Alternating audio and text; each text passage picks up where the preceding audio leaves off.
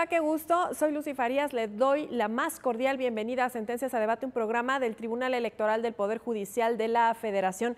Y en esta ocasión, Sentencias a Debate le ofrece el caso, pues de la cancelación de una candidatura por carecer de un modo honesto de vivir al ejercer violencia política de género contra una mujer.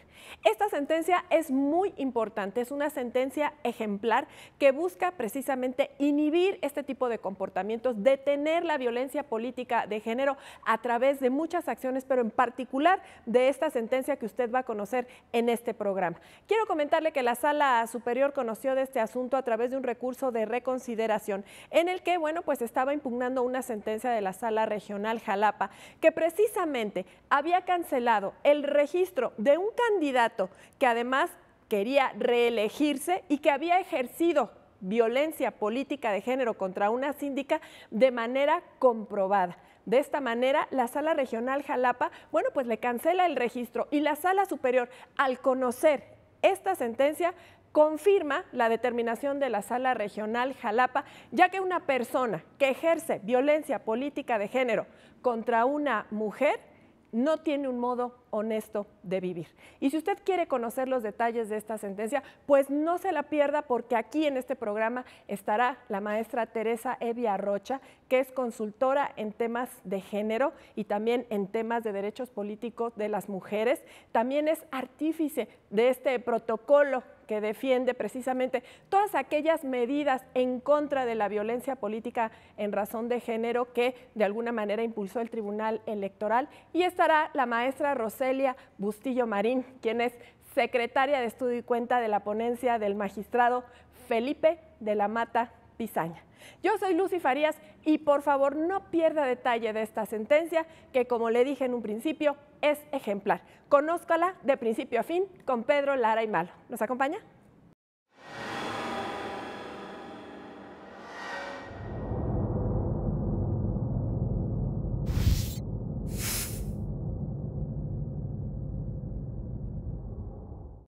¿Qué tal? Sean todos bienvenidos a su programa Las Sentencias a Debate del Tribunal Electoral del Poder Judicial de la Federación.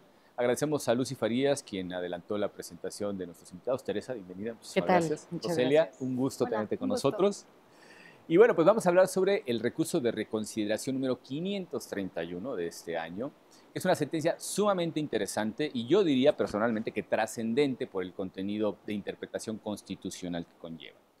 Entre otras cosas, básicamente, digamos, la idea principal que conduce esta sentencia es la interpretación de un concepto de naturaleza constitucional, contenido en el artículo 34, que se refiere nada menos que a la expresión que habrán escuchado en muchos casos cuando son requisitos de elegibilidad, que es el caso precisamente, aunque sea a nivel local, y se refiere a lo que es el modo honesto de vivir. Ya verán ustedes que les prometemos que sea una sentencia sumamente interesante. ¿Y quién mejor que Roselia para ponernos en el contexto? Si nos cuentas un poco los precedentes del asunto, la cadena impugnativa, en fin, ¿cómo llega a Sala Superior de este asunto? Muchas gracias, Pedro. Sí, fíjate que sí, esta sentencia es interesante. Te cuento que desde el año pasado, pues inició el proceso electoral en varias entidades federativas, como lo es en este caso en Oaxaca, pero dentro del contexto del proceso electoral, surgió una sentencia del Tribunal Electoral Local muy interesante que, si bien no tenía que ver con el proceso electoral, pero surgió dentro de ese espacio, podríamos decirlo así. Y es una sentencia que lo que hace es confirmar que existieron actos de violencia política de género contra una síndica municipal en el municipio de San Juan, Colorado, Oaxaca. El presidente municipal y el cabildo, entre los actos que se confirmaron respecto de las pruebas que se recabaron, es que a esta síndica no la dejaban realmente ejercer el cargo, su cargo al cual fue electa. ¿Por qué? Pues porque le impedían acceder a las oficinas, no le daban su dieta correspondiente, no le daban la documentación para poder trabajar, también recibía algunos comentarios, podríamos decir, denostativos hacia su persona, y además no la llevaban en los tiempos en que el cabildo se reunía. Esta sentencia del Tribunal Electoral Local de Oaxaca lo que hizo fue emitir unas medidas de reparación al cabildo y al presidente municipal para que ella fuera integrada a su cargo, porque de hecho fue restituida por el mismo cabildo, ¿no? Entonces que fuera integrada y muchas medidas de reparación para que ella pudiera ejercer libremente su cargo. Esta sentencia posteriormente fue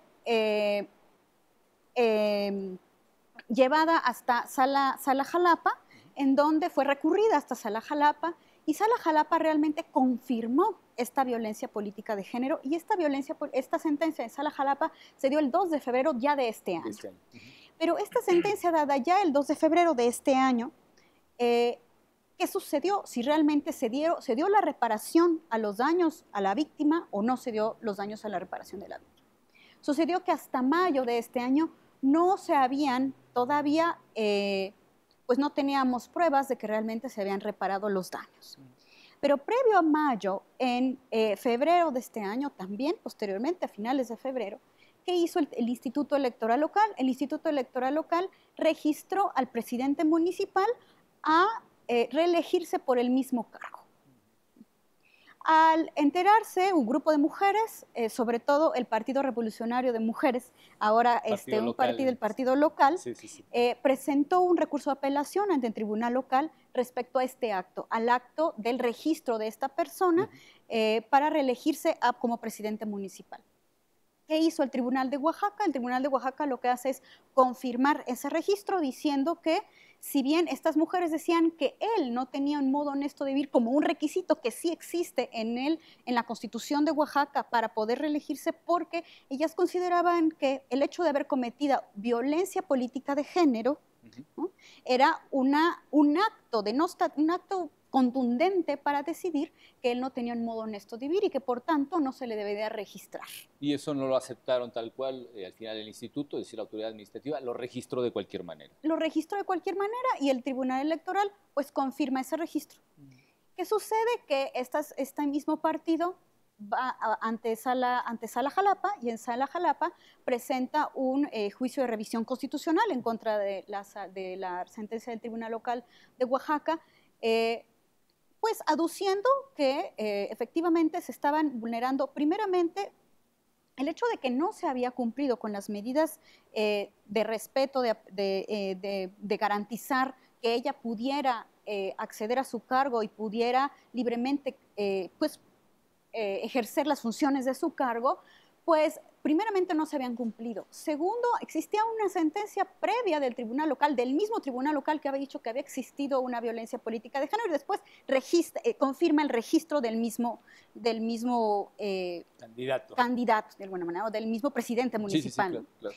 Y la sentencia de Jalapa realmente es una sentencia novedosa, es una sentencia de alguna manera inédita. De hecho, aquí en el Pleno se le dio un agradecimiento o un reconocimiento más bien, claro, al magistrado ponente y también al magistrado que fue el magistrado Adín, y el magistrado anterior que fue el magistrado Enrique Figueroa, por haber confirmado la violencia política de género en la sentencia anterior. Enrique Figueroa, a quien le mandamos por cierto un saludo, es un gran amigo. Así es. Y la Sala Jalapa lo que hace es decir, si ya existía, esta persona había cometido violencia política de género, no había, de hecho en nuestra legislación no existe una forma de sancionar la violencia política de género. Lo que hace es revocar la sentencia del Tribunal Local de Oaxaca y señalar que se debería de cancelar efectivamente el registro de este presidente municipal, porque si cometió estos actos reprochables, por lo tanto, no era una persona que tenía un modo honesto de vivir. O sea, hace un estudio de esta expresión de la Constitución del modo honesto de vivir, y además como requisito. Claro, ¿no? Como requisito de elegibilidad.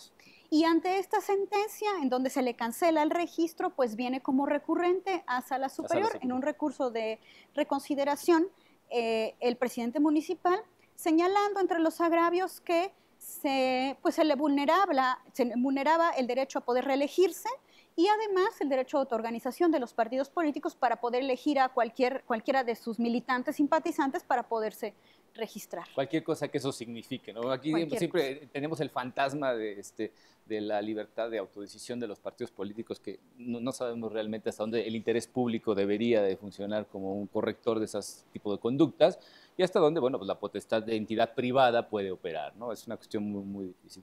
Teresa, bueno, pues primero que nada, muchísimas gracias por estar con nosotros nuevamente. Encantada, Pedro, gracias. Y lo primero que se me ocurre por todo esto que nos ha comentado Roselia es que hemos transitado las medidas de protección de género, justamente para proteger a las mujeres, que son un grupo históricamente vulnerable en todo el mundo, pero en nuestro país creo que la cosa ha sido especialmente aguda, ¿no? El machismo ha campado a sus anchas y pasamos de la letra muerta a preocuparnos in extremis por un ejercicio efectivo de los cargos.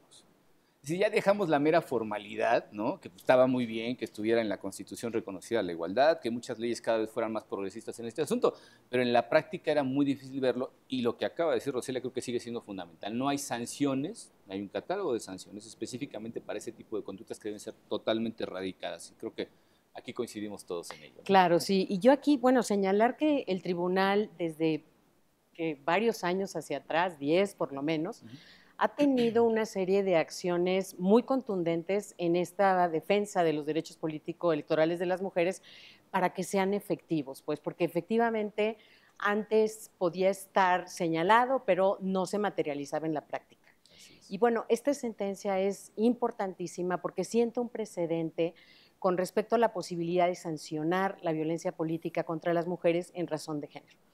Como sabes, pese a que las legisladoras desde 2013 han propuesto una serie de reformas a diferentes leyes en el país, hasta este momento no contamos con una legislación que tipifique la violencia política contra las mujeres en razón de género, y por tanto las medidas que el tribunal ha venido tomando desde 2016 pues cobran una importancia muy, muy especial.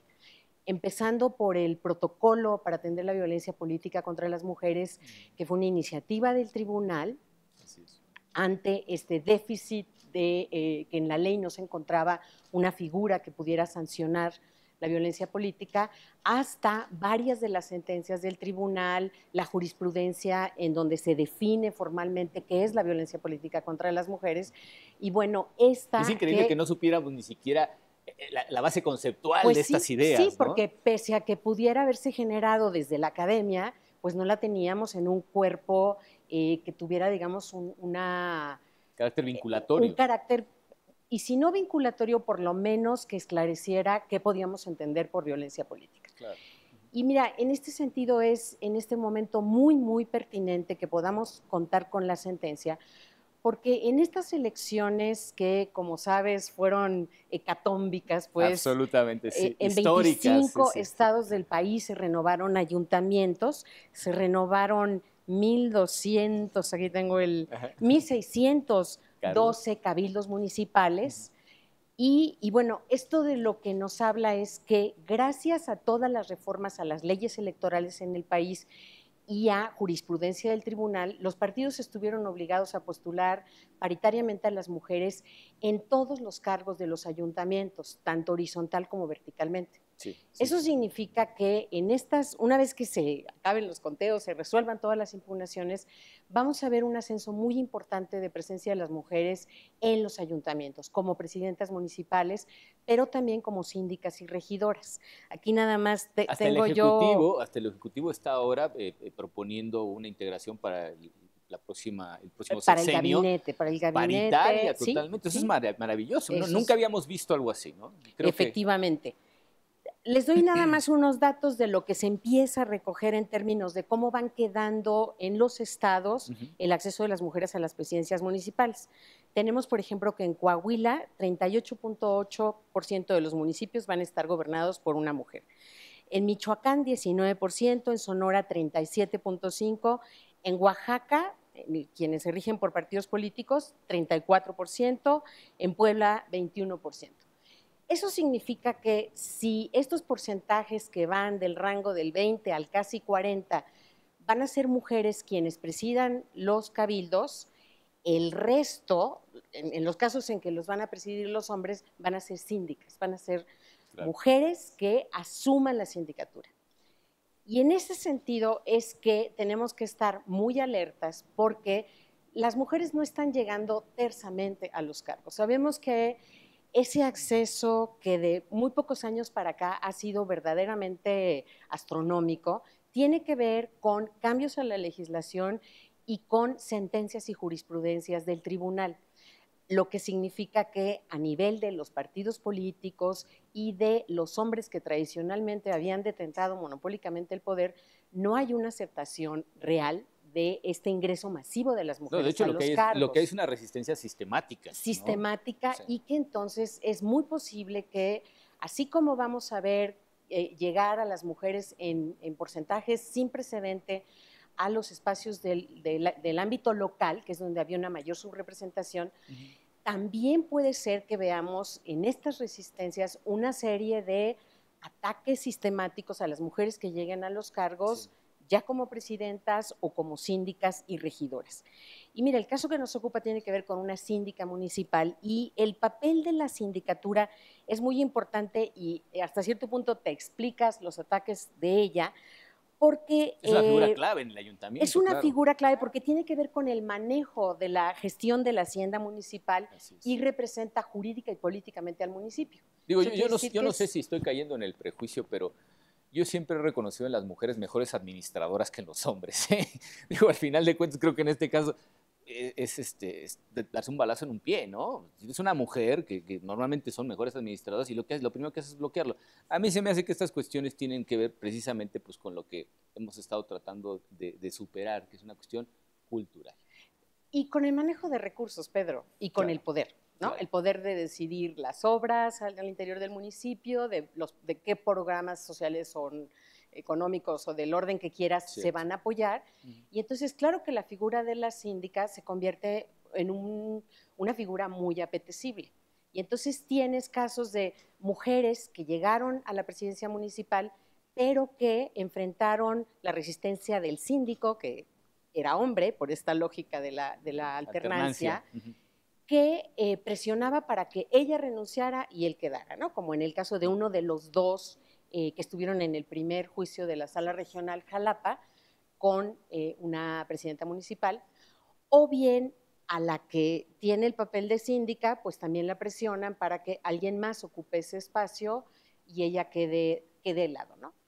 En Oaxaca yo tengo aquí un recuento que pues es bastante preocupante con respecto a por lo menos 8 casos que llegaron a los tribunales de mujeres que fueron electas en 2006 para algún cargo municipal, ya fuera como presidentas municipales, como síndicas o como regidoras, que finalmente acabaron enfrentando una resistencia bárbara, ¿no?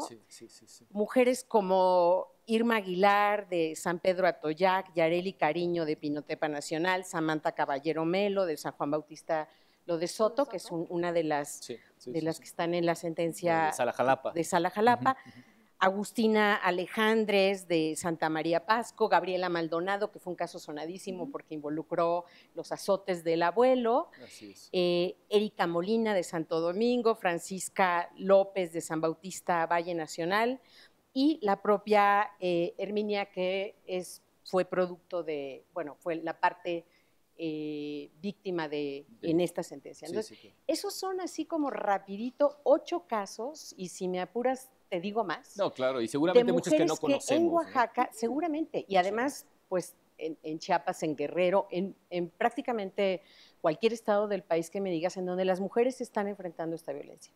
Por eso esta sentencia es tan importante, porque sienta un precedente, porque pone las bases para que casos como estos puedan combatirse en los tribunales. Claro, es un precedente fundamental. Un poco para adelantarnos, porque ya tenemos tiempo para nuestro corte, Roselia, creo que aquí hay una cuestión muy interesante, y es el hecho de que dentro de esos requisitos de elegibilidad se haya hecho una interpretación, primero pues, pasando por la Constitución Federal, pero sobre todo que en la Constitución local está el mismo requisito, pues prácticamente trasladado de calca, ¿no? Tal cual. Y esto me hace pensar un poco en lo que antaño se consideraba como la honorabilidad para poder ejercer la política de manera libre y ordenada, como podrían decir algunos, ¿no? Y estas cuestiones pues realmente inciden en la formación de de cualquier órgano de gobierno, porque lo que se busca es que haya gente proba, gente que sea capaz de acompañar la problemática social, que vaya acorde con el orden jurídico, es decir, una serie de cuestiones que implican cierto perfil moral de quienes en algún momento podrían llegar por voluntad popular a ejercer un cargo público. De tal suerte que tenemos aquí delante de nuestros ojos algo que no es una simple sentencia, y lo digo simple entrecomillado, una simple sentencia que resuelve violencia política de género, sino también estamos, como ya lo adelantó Teresa, frente al inicio de una serie formal reconocida de barreras contra ese tipo de abusos, ¿no? Sí. Mira, aquí también hay una cuestión también, que la Sala Superior lo que hace al final es confirmar la sentencia de Sala Jalapa, y lo importante también es que en el momento de la procedencia, para estudiar la procedencia de recurso de reconsideración, lo que hace es señalar esta figura del cerciorari también, además de hacer un estudio del artículo 34, diciendo, bueno, vamos a hacer, porque Sala Jalapa también lo hace, un estudio del artículo 34 constitucional. Como requisito, además, como también requisito de para constitucionalidad, para que una persona pueda adquirir su ciudadanía, ¿no?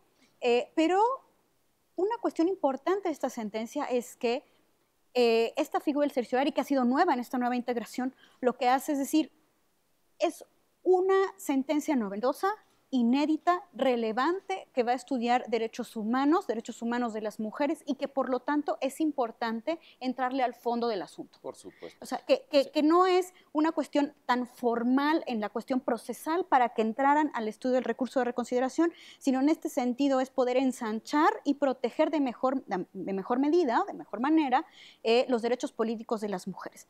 Y sobre todo, ¿por qué? Porque al ser una sentencia tan relevante, lo que hace es que este modo honesto de vivir, la violencia política de género tenía que ser sancionada de alguna manera. Claro. No solamente en el ámbito administrativo o en el ámbito penal, pero también en el ámbito electoral. Y no había la forma, ¿no?, en cómo sancionar en el ámbito electoral hasta que, claro, el requisito de todas aquellas personas que quieran ser funcionarias públicas o funcionarios públicos que van a ejercer el poder, ¿para qué? Para proteger los derechos humanos a quienes les van a servir. Pues ¿quiénes? Esas personas son las que, ese modo honesto de vivir que es la protección de los derechos humanos de esas personas. Es decir, es por eso cómo se une en un sistema democrático en la protección sustantiva de los derechos humanos a partir de las actuaciones de sus servidores públicos. Sobre esto me gustaría que ahondáramos un poquito más, porque, sobre todo para que el público entienda la vinculación entre esa idea de lo que debe ser observado moralmente, porque en realidad es una calificación moral, ¿no? El modo honesto de vivir ¿Qué conlleva ese tipo de cosas? Sobre eso quisiera que volviéramos en cuanto terminemos de nuestro corte. Volvemos en un momento, gracias.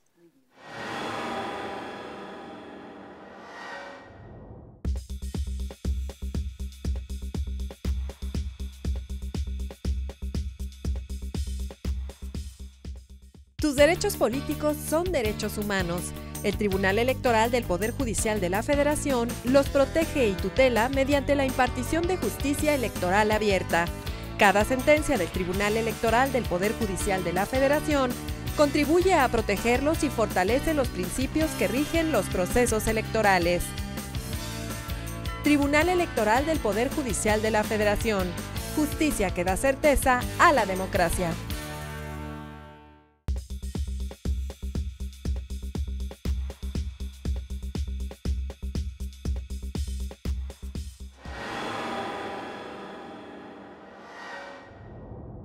Bueno, pues ya de regreso con ustedes. Dejábamos una cuestión pendiente que creo que es fundamental para que ustedes entiendan cómo se vincula ese orden jurídico, esa armonía social, etcétera, con ideas como lo que significa un modo honesto de vivir, que está en la Constitución Federal, artículo 34, pero también en el artículo 113, fracción primera, inciso H de la propia Constitución de Oaxaca, que decíamos es una traducción prácticamente literal.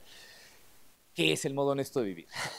Pues mira, realmente, a ver, si nosotros nos vamos a cuando se incluyó en la Constitución, ¿no?, desde nuestra Constitución de 1917, se ve en pues en el diario de los debates, yo me acuerdo que, bueno, yo no vivía en ese entonces, pero de alguna vez lo leí pero por te ahí, llegaron ¿no? las noticias, claro.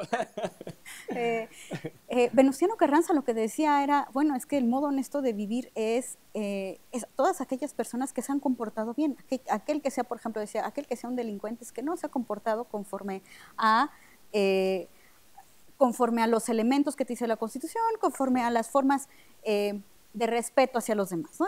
Desde ahí viene más o menos esa noción que podríamos decir, ¿no? Respeto Por eso a decía los demás, que a los derechos de los demás, a las normas que nos afectan a todos. exactamente, claro, ¿no? o sea, que no actúan con la legalidad o con las normas que son para la convivencia normal de toda la ciudadanía, ¿no? Y ahora, como lo estamos llevando, pues claramente que no teníamos una manera, es un concepto abstracto, porque Totalmente, cómo nosotros llevamos ese concepto abstracto a materializarse. Lo estamos materializando específicamente, y en esta sentencia se dice, se materializa para todas aquellas personas que hayan cometido violencia política de género, violencia política por razón de género en sus funciones públicas. Es decir, el modo honesto de vivir puede integrar muchísimas cosas. Esperemos que algún día se traslade, ¿no?, al ámbito privado también. Claro, pero en este caso es un pedacito del modo honesto de vivir, lo estamos bajando para decir, aquel que actúe en forma pues deshonesta, de forma irrespetuosa, de forma en que vulnere un derecho humano como es la integridad personal de una mujer, ya sea física, psicológica o de cualquier forma, no es una forma honesta de vivir porque le está faltando al respeto. No, y en el ¿no? ámbito, además, en el ámbito que nos compete, que es el político electoral, pues hay cuestiones fundamentales respecto de la posibilidad de que una mujer llegue primero a través de un proceso electivo, popular, pero como tú bien mencionabas, Teresa, que se mantenga de manera regular, transparente, funcional, ejerciendo precisamente aquel cargo para el cual fue electa, porque de alguna manera ahí está la voluntad popular. Claro, claro. Contravienen el voto popular cuando hacen a un lado a una mujer que fue electa democráticamente. Por supuesto. Aquí me parece muy interesante cómo el tribunal local primero reconoce que esta persona ejerció violencia política contra la síndica municipal, pero luego le parece perfectamente aceptable que pueda reelegirse como presidente, ¿no? Como que no hay una disonancia en eso. Y el hecho de que quienes impugnaron el acuerdo del Instituto Electoral local hayan podido identificar este elemento de que esa persona no tenía un modo honesto de vivir y por lo tanto no era elegible, me parece una medida muy ingeniosa. Sí, la verdad. brillante, yo diría y brillante. Yo sí, celebro toda esta lucha que han dado las mujeres desde diferentes grupos. En el caso específico de Oaxaca, el Colectivo por la Ciudadanía de las Mujeres, liderada por Anabel López Sánchez, o la Red de Mujeres Activistas y Defensoras de Derechos Humanos de Oaxaca, que fueron justamente quienes identificaron, porque se acercaban a ellas toda esta cauda de mujeres que te mencioné antes, pues para hacerles saber lo que estaban viviendo, y ellas no quedaron pasivas frente a esta situación, sino que ocuparon los recursos que desde el Tribunal Electoral existen y que se han venido afinando, pues para poder pedir justicia, para poder obstaculizar que esta persona llegara nuevamente a un cargo como es el de presidente municipal. Y siguiera cometiendo las mismas tropelías. Exacto, sí, exacto. Claro, ¿no? claro. Entonces, sobre todo aquí, llamar la atención ante el hecho de que ya no se podrá de aquí en adelante, y mientras más se difunde esta sentencia, menos, pues tener estas conductas que contravienen el papel de toda autoridad en cualquiera de los ámbitos y poderes de gobierno, claro, que tiene que ver con proteger, tutelar los derechos humanos de todas las personas, en el caso que nos ocupa, de las mujeres, sin que en una paradoja monumental sean precisamente las autoridades quienes los vulneren, ¿no? Entonces, a mí me parece que aquí sería importantísimo que esto se supiera por todos los 4 puntos cardinales, para que se la pensaran 2 veces, tanto las autoridades municipales o quien quiera que llegue a un cargo de representación popular, los partidos políticos a la hora de postular, que tengan muy claro que quien haya cometido violencia contra las mujeres de cualquier orden, porque también tenemos casos de, no sé, diputados o presidentes municipales o gobernadores que, por ejemplo, han maltratado a su pareja y que claro, queda como en la anécdota, ¿no? Como si eso no tuviera nada que ver con su calidad de gobernantes, ¿no? Fíjate qué interesante panorama. Ahora precisamente que estamos recién resueltas unas elecciones, tenemos un presidente ya electo, falta evidentemente la ratificación, pero me parece a mí que por el resultado de la votación es más que evidente que el señor López Obrador va a ser el próximo presidente. Y trae una cuestión muy interesante en su agenda, que es la revocación de mandato. Entonces, imagínense ustedes el alcance de una causal de inelegibilidad que puede trascender incluso hasta la revocación de mandato. Porque no hay un modo honesto de vivir. Y si es un requisito de posibilidad, significa que es un requisito para todo el tiempo que va a estar ejerciendo el cargo, no nada más para entrar, ¿no? O sea, es decir, es una conducta que se exige ser regular durante toda su gestión. Claro. Entonces, en mitad de un mandato, perfectamente existiendo ya esta figura, se puede decir, no señor, usted no tiene un modo honesto de vivir. Entró, presumiblemente, porque además es una presunción juris tantum, tiene que ser derrotada jurídicamente, claro, pero que podría perfectamente a mitad de un mandato decir, esta es una causal para que te bajemos de tu cargo, que no vuelvas al final de cuentas. Las cuestiones que se han construido con las resoluciones de las autoridades, tanto administrativas como jurisdiccionales, que es este caso, y ciñéndonos particularmente a la materia electoral, creo que dejaban todavía muchos cabos sueltos respecto de esto, precisamente porque no había dientes con los cuales morder, y las sanciones, que al final de cuentas son los medios disuasivos ideales, porque para eso existen las sanciones, pues no había un catálogo al cual referirnos y decir, bueno, la gravedad está en este punto, pues la sanción es tal, ¿no? Y empezamos como cuando se hacían algunas cuestiones, por ejemplo, de derecho indígena, ¿no? Poco a poco ir construyendo a golpe de sentencia un colchón lo suficientemente firme como para funcionar como criterio de aplicabilidad general, por lo menos para las autoridades jurisdiccionales. Entonces, somos un tribunal constitucional y por ende también pues, los precedentes que se sientan son muy importantes, ¿no? Y también aquí es importante recalcar que en esta sentencia se hace mención, bueno, dos cuestiones yo creo. Una, que aquel que se quiera reelegir, o sea, en la reelección inmediata, ¿no?, que haya, a esta persona que haya cometido violencia política de género, no se podrá registrar. O sea, también hay que ver también esa figura un poco, que aquel que quiera reelegirse, ¿no?, hay que considerar cómo fue su gestión respecto a esa conducta, ¿no? Esa conducta. Y efectivamente también se dice que es la presunción, fue una presunción derrotada el hecho de que con una sentencia firme existía una violencia política de género. Y claro, jurídicamente ya no era cuestionable. Jurídicamente no era cuestionable, ni siquiera viene aquí a cuestionarse si hubo o no violencia, sino aquí lo que viene a cuestionarse es, ¿se debe de registrar o no registrar? Claro. Porque si tiene un modo honesto de vivir o no tiene un modo honesto de vivir, ¿no?, respecto a eso. Pero también hay otra cosa que me parece que la sentencia da un alcance en dos cuestiones que también habría que resaltar quizá.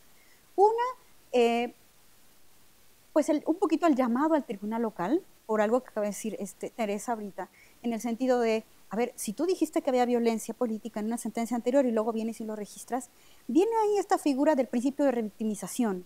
Está revictimizando a la víctima. ¿Por qué? Porque si en un primer momento dijo que había existido la violencia política, entonces el hecho de alguna manera, y lo voy a poner entre comillas, premiarlo con el registro, entonces estás diciendo que dónde quedaron las medidas de protección hacia la víctima si respecto si se le va a registrar o si en este caso en la sentencia, bueno, si se le cancela cómo se dieron las medidas de protección. Cuando ni siquiera había cumplido con la sentencia del propio tribunal local. Además, eso es no otra, restituyó a la síndica en el cargo, no cesaron las conductas violentas. Entonces revictimiza a la víctima porque no se le da, no se le voltea a ver realmente si él había cumplido con esas medidas de reparación que se le habían pedido, ¿no? Claro. No, digo, la cuestión al final de cómo se dio también la elección es totalmente sui generis, porque tengo entendido, y por lo que estuve leyendo por ahí, que además no lo registran a él, pero registran a su mujer.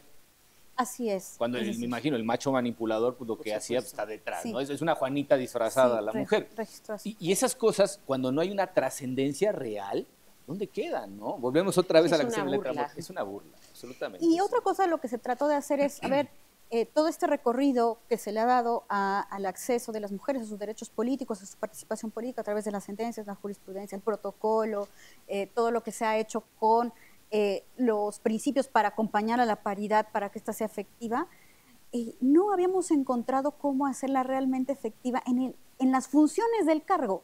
Porque es ahí en las funciones del cargo para hacerla, donde se ejerce la violencia. Es decir, entre más poder tienen las mujeres, pareciera que no es que surge más violencia, es que se visibiliza más violencia o se potencializa la violencia, ¿no? Yo siempre he creído que lo que estamos viviendo en esta etapa, digamos, así en términos genéricos, de transición, es un recrudecimiento de ciertas actitudes, ¿no? Sí. Es una especie de acción reactiva frente a algo que ya deberíamos de haber corregido hace mucho tiempo, ¿no? Las mujeres comienzan a votar, si mal no recuerdo, en 1955, fue la primera Así elección. es. En el 53 Ruiz Cortines hace las reformas para que las mujeres puedan votar. Y hemos tardado más de medio siglo en que las mujeres que ya tenían reconocida la ciudadanía pudieran llegar a ejercer sus derechos de manera efectiva, insisto, porque formalmente pues los teníamos desde hace bastante tiempo, pero ¿en qué medida se materializa realmente todo eso que la Constitución, las leyes y los tratados internacionales ahora, que también es otra cuestión muy interesante de analizar, obligan al Estado como tutor, como el garante de todos esos derechos, para que se puedan realizar de manera efectiva, no nada más queden en la letra, ¿no? Claro, no, y tienes toda la razón, Pedro, esto es un contragolpe. O sea, este avance tan espectacular de las mujeres en el acceso a los cargos, por supuesto que tiene una reacción por parte de los varones sobre todo, que normalmente están al frente de los partidos políticos y toman las decisiones. Yo separaría sobre entre quién varones llega. y machos, porque sí, habemos acuerdo. algunos que estamos totalmente convencidos de que las cosas deben de ser así, ¿no? Tienes toda la razón. Sí. Hagamos la diferencia. pues. Bueno, de hecho, aquí vale la pena mencionar a 3 magistrados que son absolutos aliados de Claro. esta causa de la defensa de los derechos políticos Como creo que no electorales podía ser de otra de manera, la ¿no? ciudadanía y en este caso de las mujeres, ¿no? Que es el magistrado Alín, el magistrado Figueroa y el magistrado Felipe de la Mata. Pues que tenemos ya un cuerpo desde el Tribunal Electoral realmente comprometido con los derechos humanos de las personas, ¿no? Y eso es muy de celebrarse. Ahora, yo traigo aquí un listadito de algunas conductas que están sufriendo las mujeres que llegan a los cargos, principalmente en el ámbito local. Sí, por favor. Y te las voy a compártenos esa mencionar porque información. es importante que haya como esta alerta con respecto a qué constituye violencia política en la práctica, ¿no? De hecho, Cosas como... lo has dicho muy bien, estamos construyendo todavía el concepto de Sí. violencia política de género. Así Todavía es. está en construcción, no hay una cuestión que digas es la última palabra y es esto, ¿no? Mira, cosas como impedirles la toma de protesta, bloqueos de acceso al Palacio Municipal, sustituirlas o destituirlas arbitrariamente, negarles o retenerles el pago de salarios, dietas o prestaciones, negarles acceso a oficina, a personal, a equipo, hostigarlas sexualmente o condicionarles aquello a lo que tienen derecho a la prestación de favores sexuales, como es el caso de Yareli Cariño, por ejemplo, en donde el presidente municipal le dijo, pues, si tú no cooperas, colaboras, entonces en lugar de síndica te bajas a regidora. Las amenacen de muerte Pero a además- ellas o a algún miembro de su Además, ese familia. tipo de cuestiones que son arrogarse derechos que no les corresponden, Claro, como si un fueran sus abuso. empleadas, ¿no? Y Sí. ellos pudieran decidir quién, dónde ponen y demás, Sí, ¿no? sí, sí. Las difamen, las calumnien, expongan su vida privada, que ese es un recurso que ahora a través de las redes sociales ha tenido Es muy un común. impacto muy negativo. Les impongan por estereotipos de género la realización de tareas o actividades ajenas a sus funciones. La sentencia del Tribunal de la Sala Regional Jalapa se habla, por ejemplo, de cómo querían poner a la presidenta municipal, cuando estaba en la campaña, a hacer cosas como limpiar las oficinas, tener que pagar por las tareas que le correspondían al alcalde. Les restringen el uso de la palabra, las ignoren, se burlan de ellas, usen expresiones de doble sentido en frente de ellas, con el objeto, por supuesto, de amilanarlas, de despreciarlas. Saboteen su gestión a partir de desconocer su autoridad o incitar a la desobediencia de sus subordinados o de la población. La clásica frase aquí que yo he oído muchas veces es: yo no me voy a dejar mandar por una pinche vieja, ¿no? Como esta Sí, idea de es muy que la cierto. autoridad es masculina y que si Y proviene que de la solo puede ser mujer masculino. hay que desatenderla, ¿no? Dañen bienes públicos bajo su resguardo, como el caso de Felicitas Muñiz, por ejemplo, que pues robaron cosas que eran para el municipio o lo destruyeron, impidan la realización de obras públicas para dañar también su gestión, las obliguen a firmar documentos o avalar decisiones contrarias a su voluntad, a la ley o al interés de la ciudadanía. Esto que decíamos de las síndicas que de repente se niegan a firmar cheques en blanco porque ellas son las responsables y pues después si hay algún problema va a ser contra ellas que se van a ir legalmente, y entonces pues exigen que les presenten los números, por ejemplo, analizar el presupuesto, autorizar solo lo que realmente Se va a bien estaba emplear. previamente autorizado, etcétera, ¿no? Entonces, este tipo de conductas las han estado viviendo en muchos casos mujeres que forman parte de los cabildos y que, bueno, pues podemos entender que si ya hay esta sentencia que condena la violencia política contra las mujeres, bueno, pues las mujeres que en esta ocasión lleguen a los cargos, pues que tengan claro que hay vías para defender sus derechos, claro, para exigir que estas conductas hacia ellas cesen cuando se presenten. Ya tienen un precedente jurisdiccional muy importante para poder rememorarlo cuando sea necesario, ¿no? Es una invocación de poder femenino que al final de cuentas, frente a este catálogo de horrores que nos acabas de nombrar, pues no digo que sea el antídoto, pero por lo menos es un medio para oponerse, pues, a través de medios legales, ¿no? Claro, sí. Y sobre todo disuasivo, exactamente. En este caso, ¿cuáles fueron las cuestiones torales precisamente que permitieron centrarnos en la no elegibilidad? Ya Sala Jalapa ya había expuesto en su sentencia, que por ende se está confirmando, una serie de cuestiones y que nosotros también retomamos. ¿Cuáles son, digamos, los aspectos más importantes a trasladar de eso? Mira, los aspectos más importantes, pues tú sabes bien que cuando los elementos de elegibilidad tienen que ver con la edad, con la residencia, con la ciudadanía, ¿no? El domicilio, no necesariamente a veces ahí hay algunas cuestiones, pero la residencia, ¿no? Sí. Pero aquí lo importante fue que el modo honesto de vivir estaba en la Constitución de Oaxaca como requisito de elegibilidad, lo que no existe en muchos, en otros estados, podríamos decirlo así, y tampoco está en nuestra Constitución como requisito de elegibilidad. En la Constitución está, como les decía hace rato, como requisito para adquirir la ciudadanía. Así es. Aquí lo importante de la sentencia es un prerequisito, podríamos decir, que de manera indirecta. Claro, cosa que lo hace más importante, porque en este caso ya estamos hablando de la ciudadanía, es decir, el poder ejercer de manera práctica, efectiva, los derechos políticos, ¿no? Entonces, si ya de entrada la propia ciudadanía está limitada por esas cosas, significa que es un concepto muy trascendente para la vida social y política de este país. Si nos permiten, vamos a ir a nuestro segundo corte y en un momento estamos nuevamente con ustedes. Gracias.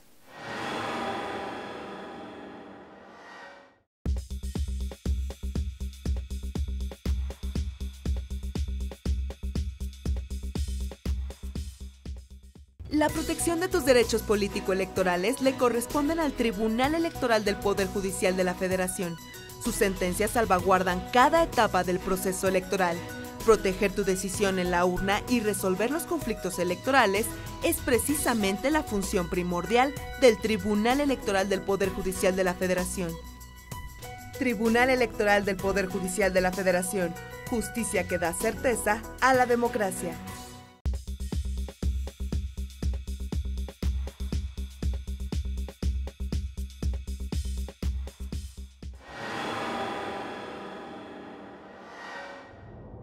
Bueno, estamos de regreso con ustedes. A manera de una breve recapitulación, bueno, por todo lo que al final de cuentas nuestras invitadas nos han comentado, pues habrán llegado a la conclusión de que se confirma la sentencia que emitió la Sala Jalapa y por tanto al final de cuentas se canceló el registro de este presidente municipal que quería reelegirse. Vamos a hablar un poco ya en profundidad sobre esta cuestión de todos los elementos que están imbricados aquí y que tienen que ver tanto con principios como con valores constitucionales y un poco también pues, el marco normativo a nivel internacional, por ejemplo la Convención Belém do Pará, que ha sido uno de los ejes fundamentales para poder resolver cuestiones de género, por lo menos en América Latina, que estamos en el sistema interamericano. Y pues que son directrices, ¿no? Al final nos dicen en qué rumbo tenemos que transitar. Sí, aquí lo importante es cómo la sentencia se fundamentó, se motivó, sobre todo en cuestiones constitucionales que sí nos llevan a algunas interpretaciones que se han dado a nivel internacional también, pero pasan en el artículo primero constitucional, en la obligación de todas las autoridades en respetar y proteger los derechos humanos de todas las personas, en dos, en reparar el daño de todas las víctimas, que también está en el artículo primero constitucional, en la cláusula de no discriminación, que también está en el artículo primero constitucional, en el caso ahora de las mujeres, ¿no? Por género, y también en armonizado con el artículo cuarto constitucional, el artículo 41 constitucional, en la interpretación del artículo 34 constitucional, el artículo 35 constitucional. Me parece que de ahí hacemos toda una Sistematicidad jurídica, considerando el derecho a la igualdad y a la no discriminación a partir de pues, la democracia paritaria, que si bien hemos dicho está en construcción, ¿no? Y a mí me parece importante también resaltar que en esta misma sentencia además se dice que llegó la paridad, pero le hizo falta a la paridad legislación paralela en otros ámbitos de la sociedad, como puede ser la educación, y que ese es uno de los resultados por los cuales se ha estado dando también la violencia política, ¿no? Creo que has mencionado un tema fundamental y de alguna manera pues, lo decíamos, ¿no, Teresa? Se trata de un problema cultural. Sí, sí. Hay quien afirma que la costumbre va siempre delante del derecho, pero también creo que el derecho, cuando tiene dientes, puede moldear la conducta social. Sin duda. Y creo que estamos frente a ese fenómeno. Sin duda. ¿No? Mira, a mí la verdad esta sentencia me entusiasmó muchísimo porque yo tengo muchos años de estarle dando seguimiento a lo que tiene que ver con el avance de las mujeres en el espacio político, y cuando surgió el protocolo fue una muy buena noticia. El tribunal falló en varios casos a favor de quienes habían impugnado por cuestiones de violencia política, pero nunca habíamos logrado que realmente se sancionara a quien ejercía esa violencia, ¿no?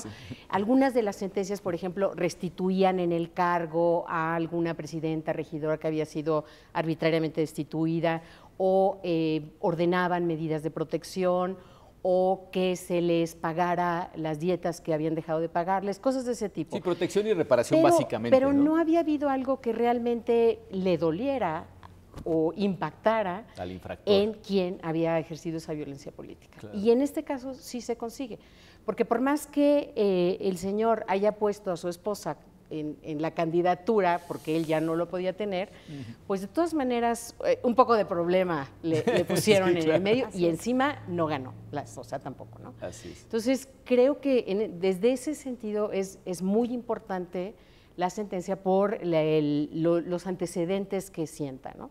El que ya puede haber consecuencias que duelan realmente, pues. Y en ese sentido me parece muy acertado por parte de la Sala Superior, al final de la sentencia, el pedir que sea ampliamente difundida, porque, como decía Roselia, tiene un carácter disuasor, pues de lo que se trata es de ir pues corrigiendo estas actitudes que vienen aparejadas de todos los cambios que estamos viviendo desde el plano legislativo y jurisdiccional, pero que a nivel cultural todavía tienen que alinearse, ¿no? Claro. Entonces, aquí sí creo que, como dices, el hecho de que existan dientes, que existan medidas para sancionar, ayudan muchísimo a los cambios culturales, ¿no? Sí. Lo que tanto se dice, la gente cuando cruza Estados Unidos se educa y empieza a dejar de tirar los papeles a la carretera, ¿no? O sea, sí las multas, sí las sanciones son muy importantes para ir transformando la cultura, ¿no?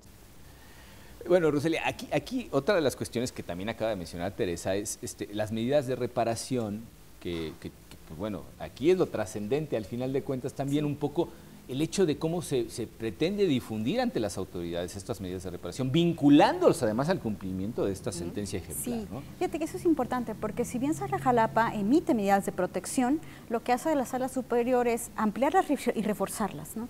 Y en ese sentido llama a cada una de las autoridades, al gobernador del estado, a la Secretaría de Gobierno, a la Secretaría de la Mujer oaxaqueña, al Instituto Electoral y a cada uno de y al ayuntamiento, ¿no?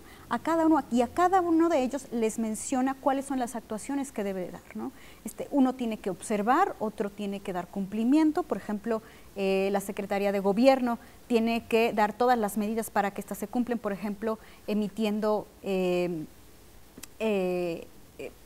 cuestiones de seguridad, por ejemplo, también en la autoridad de la Procuración de Justicia, a la Policía Municipal también, eso por un lado, y a la Secretaría de la Mujer también observar que ella esté pues en libertad y en sus condiciones para poder ejercer el cargo, y al ayuntamiento le dice que debe de dar todas las condiciones para restituirla en el cargo, para que ella pueda ejercer sus funciones, que le den sus dietas, etcétera, etcétera. Pero además se les dice, a ver, el día que se emitió la sentencia, que fue el 30 de junio, tienes... Un día antes, sí. Un día antes de la jornada electoral. De la jornada electoral, ¿no? sí. Esto quiero decir que no fue un retraso, porque, y doy fe de ello, fueron 4 días, y ustedes leerán la sentencia, que esto no es un ejercicio fácil, ni mucho menos, 4 días en lo que tardaron, alguna vez recibida la demanda y los informes de las autoridades responsables, pues al final de cuentas tenemos una sentencia genial construida en un tiempo récord. Así es, sí, la sala, por ejemplo, en ese caso la sala Jalapa emitió su sentencia en la semana del 20 y tantos de junio. Por ejemplo, a nosotros nos llegó aquí el 27 de junio, llegó la demanda. 3 días. Entonces, 3 días Sí. para... Bueno, Qué barbaridad, ¿no? no. Pero regresando a las medidas de protección, nosotros les dimos 7 días a partir de que fueran notificadas las autoridades para que nos rindieran informes de cuáles habían sido las actuaciones que habían realizado respecto a la protección de la víctima. Y por otro lado, a partir de esos 7 días, también a ella se le iba a informar, por supuesto, y requerirle a ella después de esos 7 días si ella solicitaba o cómo estaba ella con las medidas de protección para darle un seguimiento a su situación. Claro. Sobre todo porque al haberle cancelado el registro a esta persona, ¿no? Entonces, si bien se le canceló el registro para su reelección, él sigue siendo presidente municipal hasta el 31 de diciembre de este año. Exactamente. Cierto. Y entonces sigue siendo compañero de la síndica en el ayuntamiento todo este tiempo. Qué terrible. Entonces, para evitar alguna represalia contra ella, por eso es que se reforzaron las medidas también de reparación. Y estamos digo, me queda claro que estamos frente a alguien que va por vía de la rebeldía, ¿no? Ya habías mencionado tú que efectivamente cuando empezó a resolverse este asunto, no había noticias del cumplimiento ya de las medidas ordenadas, o sea, estaba en desacato judicial. Y bueno, pues yo lo que creo es que deberíamos evitar que gente así llegue a ser gobierno. Esa es mi opinión personal. Sin duda. Sí, no sé qué opines tú, Teresa, pero creo que en este caso, de aquí no sé si nos podríamos valer directamente. Creo que va a ser un proceso de construcción progresivo, pero la meta creo que sería precisamente, igual que en muchos sitios, ¿no? Yo recuerdo, por ejemplo, pues decían en España con los tiempos de ETA, decían hay que cerrarle la puerta a los violentos. Hay que cerrarle la puerta a los violentos, sí. En este caso, los violentos de género, ¿no? Que estas formas a veces ya tan sutiles, tan digamos, subrepticias de estar ejerciendo las diferentes formas posibles de violencia. Que se ven tan normales, que están ellos ni normalizadas. siquiera los identifican como algo que les pueda crear problemas después, ¿no? Es como lo natural, ¿no? Digamos. Y aquí a mí me gustaría traer a colación, porque estos casos desafortunadamente los vamos a seguir viendo, la jurisprudencia 8 y 9 diagonal 2016 del tribunal, que habla de la posibilidad de cualquier mujer o grupo de mujeres que tienen el interés legítimo para impugnar o para presentar un juicio ciudadano para proteger, en este caso, los derechos político-electorales de las mujeres. Así es. Y por otro lado, tener también presente la tesis de la magistrada Mónica Soto, que habla de que las medidas de protección no cesan sino hasta que la persona deje de necesitar esa protección o concluya el cargo, ¿no?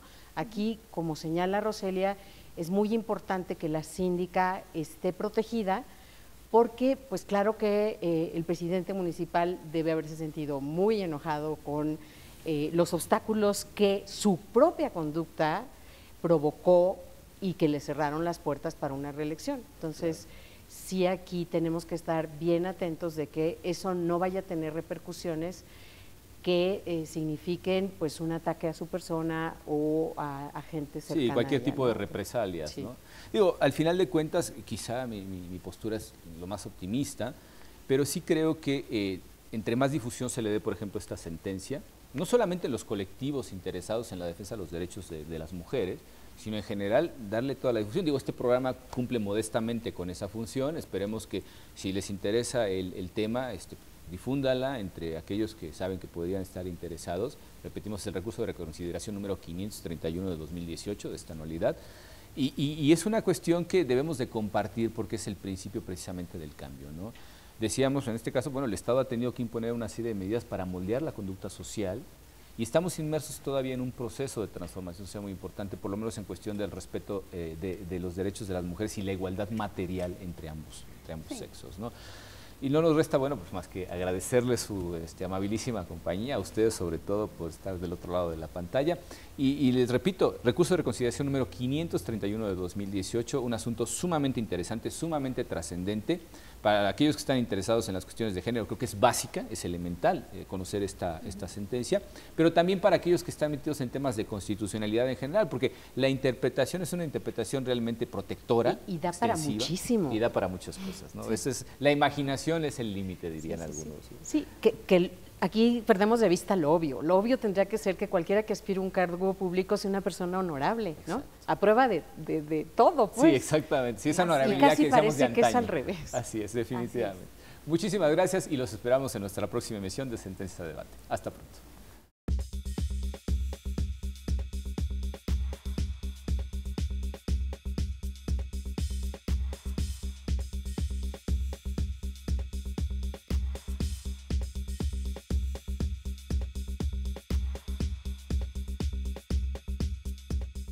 La Sala Superior del Tribunal Electoral del Poder Judicial de la Federación sesiona públicamente a la luz de los principios de máxima publicidad y transparencia para garantizar certeza y legalidad en los procesos electorales. Acompáñenos cada semana en directo desde el Pleno de la Sala Superior para conocer las resoluciones de las y los magistrados del máximo órgano de justicia electoral en nuestro país. Sesión pública de resolución de la Sala Superior del Tribunal Electoral. Tribunal Electoral del Poder Judicial de la Federación. Justicia que da certeza a la democracia.